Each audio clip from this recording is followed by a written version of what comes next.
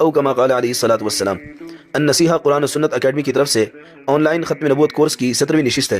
محترم سامعین، گزشتہ اسباق اور درس میں ہم نے 3 جھوٹے مدعی نبوت اسود عنسی، مسیلمہ کذاب اور طلحہ اسدی کے کچھ احوال ذکر کیے اور ان کے انجام کا بھی ذکر کیا، تاکہ ہمارے سامنے اس بات کا نمونہ آ جائے کہ حضور خاتم النبیین صلی اللہ علیہ وسلم اور حضرات صحابہ کرام رضوان اللہ علیہ مجمعین کا نبوت کے جھوٹے داعیوں کے ساتھ کیا رد عمل تھا۔ آج بھی انشاءاللہ ایک جھوٹے مدعی نبوت حارث کذاب دمشقی کا ذکر کریں گے اور ساتھ ہی اس کے انجام کا بھی۔ محترم سامعین، حارث کذاب دمشقی یہ دمشق کا رہنے والا تھا اور اس نے سن 29 ہجری میں عبد الملک بن مروان اموی کے دور خلافت میں نبوت کا دعویٰ کیا۔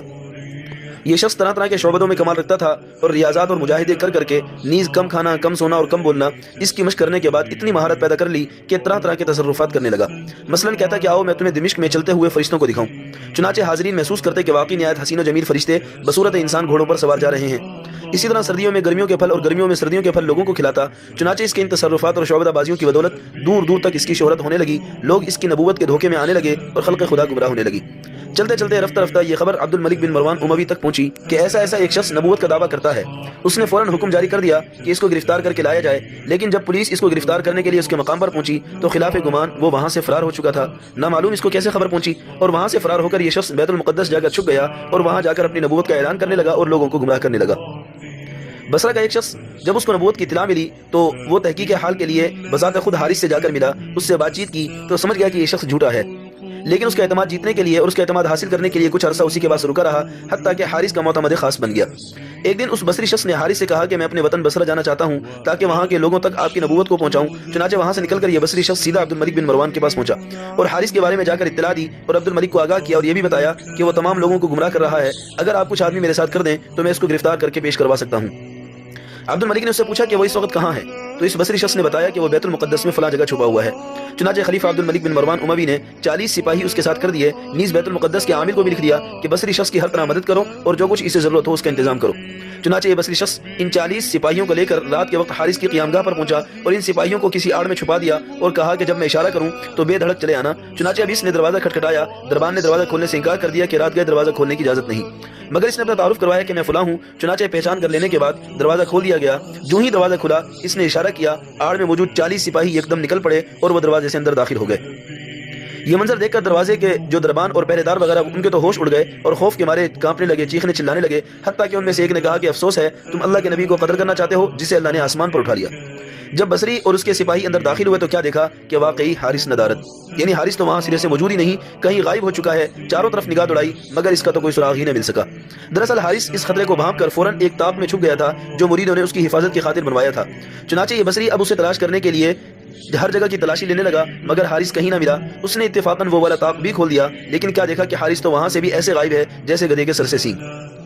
چنانچہ اس بصری نے ہمت نہ ہاری اور تاک کے اندر دیواروں پر ہاتھ لگا لگا کر ٹٹولنا شروع کیا، ہاتھ پھیرنے لگا۔ اچانک اس کے ہاتھ حارث کے کپڑوں سے جا ٹکرایا، بس وہیں بصری نے حارث کو کپڑوں سے پکڑ کر کھینچ لیا اور باہر پھینکا۔ پولیس والوں سے کہا کہ اسے گرفتار کر لو، چنانچہ اس کو فوراً گرفتار کر لیا گیا۔ اب اس کو گرفتار کر کے ہتھکڑیاں لگا دی گئیں اور عبد الملک کی طرف لے کر چلے۔ یہ سب کے سب اس وقت حیران رہ گئے جب دیکھا کہ اس کی ہتھکڑیاں خود بخود ہی خلاف گمان ٹوٹ کر زمین پر جا پڑی اور یہ آزاد ہو گیا۔ فوراً سے پہلے اس کو دوبارہ جگڑ لیا گیا اور ہتھکڑیاں چلا دی گئیں۔ ابھی اپنی منزل پہ دمشق تک پہنچے نہ تھے کہ ہتھکڑیاں دوسری بار ٹوٹی اور زمین پر جا پڑی اور یہ شخص پھر سے آزاد ہو گیا۔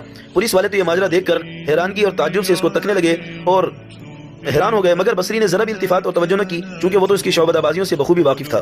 چنانچہ بالآخر یہ لوگ دمشق پہنچے اور حارث کو خلیفہ کے سامنے پیش کر دیا۔ چنانچہ خلیفہ عبد الملک بن مروان نے پوچھا کہ واقعی تم نے نبوت کا دعویٰ کیا ہے؟ حارث نے جواب دیا ہاں، لیکن میں اپنی طرف سے کچھ نہیں کہتا بلکہ اللہ تعالیٰ کی وحی کے مطابق کہتا ہوں۔ عبد الملک نے مزید کوئی بات کرنے سے قبل ہی ایک قوی اور بھاری جسم والے پہرے دار کو حکم دیا کہ اس کو نیزہ مار کر ہلاک کر دو۔ چنانچہ وہ آگے بڑھا، پوری طاقت سے اس نے نیزے کا وار کر دیا، لیکن سب کے سب آنکھیں اس وقت پھٹی کی پھٹی رہ گئیں جب دیکھا کہ نیزے کا اثر تو اس پر بالکل نہیں ہوا۔ چنانچہ حارث نے اونچی آواز میں کہنا شروع کر دیا کہ دراصل انبیاء پر ہتھیار اثر نہیں کیا کرتے، مگر خلیفہ نے اس کی بات پر ذرا بھی التفات نہ کیا اور نہ ہی اس کی بات کا کوئی اثر لیا اور پہرے دار سے کہا کہ شاید تم نے بسم اللہ پڑھے بغیر نیزہ مارا تھا، اب ایسا کرو کہ بسم اللہ پڑھ کر وار کرو۔ چنانچہ اس نے ایسا ہی کیا اور زوردار وار کیا اور یہ بدبخت ملعون جھوٹا مدعی نبوت زخم کھا کر نیچے گرا اور ہمیشہ ہمیشہ کے لیے خاموش ہو گیا۔ شیخ ابن تیمیہ رحمۃ اللہ علیہ نے لکھا ہے کہ حارث کی ہتھکڑیاں کھولنے والا، یعنی راستے میں اس کی جو ہتھکڑیاں کھل رہی تھیں تو اس کی ہتھکڑیاں کھولنے والا در حقیقت اس کا کوئی شیطان دوست تھا جو اس کی مدد کر رہا تھا۔ اسی طرح اس نے جو گھوڑے پر سوار دکھائے تھے وہ بھی در حقیقت کوئی فرشتے نہیں بلکہ جنات تھے۔ محترم سامعین، یہ ہم نے آپ کے سامنے مختصر تذکرہ کیا کہ حارث کذاب دمشقی کا کیا انجام ہوا۔ اب یہاں پر پہنچ کر ہم ذرا سوچیں کہ عبد الملک بن مروان کے دور میں جب کسی شخص نے نبوت کا دعویٰ کیا تو کیا خلیفہ عبد الملک بن مروان اموی نے اس کے ساتھ نرمی کی، درگزر سے کام لیا؟ اس کو معاف کر دیا یا اس کے ساتھ صلح کر لی؟ نہیں، بالکل نہیں، بلکہ جو ہی خبر پہنچی تو پہلا کام اس نے یہ کیا کہ اس کو فوراً گرفتار کر کے لایا جائے، اور گرفتار کر لینے کے بعد بجائے اس سے کوئی بات چیت کرنے یا دلیل مانگنے کے مزید کوئی بات نہیں کی، بلکہ فوراً پہرے دار کو حکم دیا کہ اس کو نیزہ مارو اور قتل کر دو۔